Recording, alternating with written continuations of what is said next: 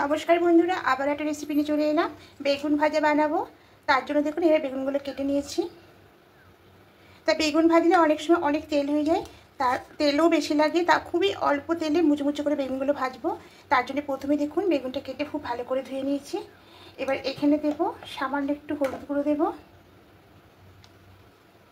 আর সামান্য একটু লঙ্কা গুঁড়ো দেব। এবার খুব ভালো করে মাখিয়ে নেব।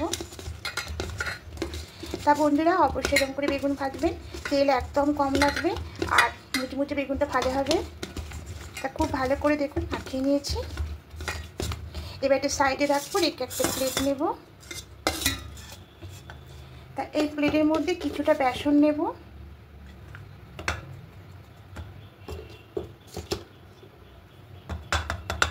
বেসন নিলাম। আর এখানে নেব চালের গুঁড়ি,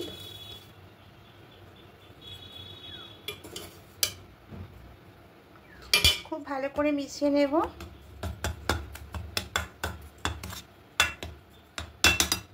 এবার এখানে কিছু মশলা অ্যাড করব। লঙ্কা গুঁড়ো নেব, জিরে গুঁড়ো নেব, হলুদ গুঁড়ো নেব,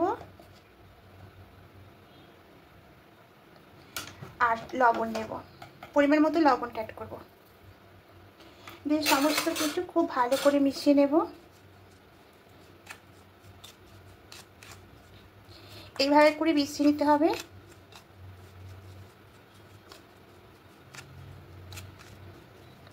তা মেশানোটা একদম হয়ে গেছে।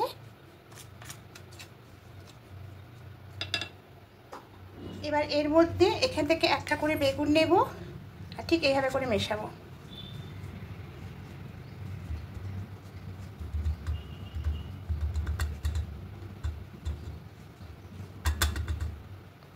এবার এখানে রেখে দেব। তা প্রত্যেকটা নেব এভাবে।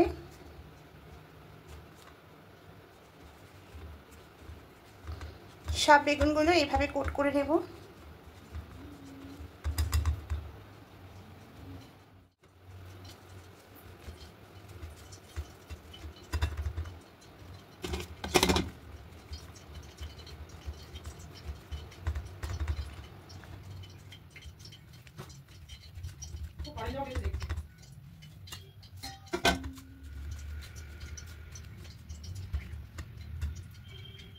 অল্প করে তেল দিয়ে দিয়েছি। এবার তেলের মধ্যে এক একে বেগুনগুলো দিয়ে দেব।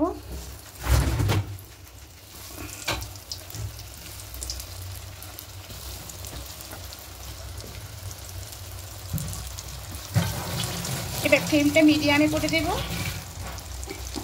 দিয়ে ঢাকা দিয়ে দেব। ঢাকাটা খুলে নেব। এবার ও পিঠটা উল্টে নেব।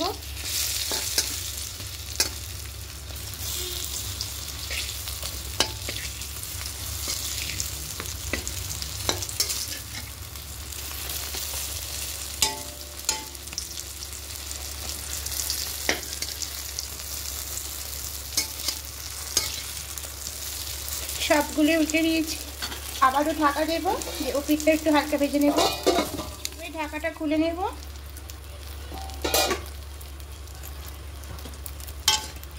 ভাজা হয়ে গেছে, এবার একে একে তুলে নেব।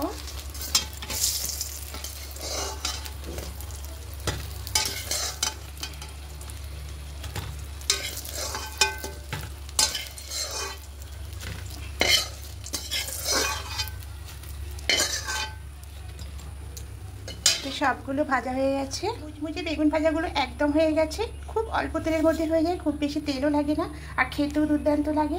তো যদি বন্ধুরা আমার রেসিপিগুলো আপনাদের ভালো লেগে থাকে অবশ্যই কমেন্টে জানাবেন, আর সাবস্ক্রাইব করে আমার পাশে থাকার জন্য অনুরোধ রইল। আর যারা ফেসবুক আর ইনস্টাগ্রাম থেকে দেখছেন অ্যালেক্স দীপা পেজটাকে ফলো করে দেবেন। আবার নতুন রেসিপি আপনাদের সামনে নিয়ে আসবো। আজকের মতো টাটা।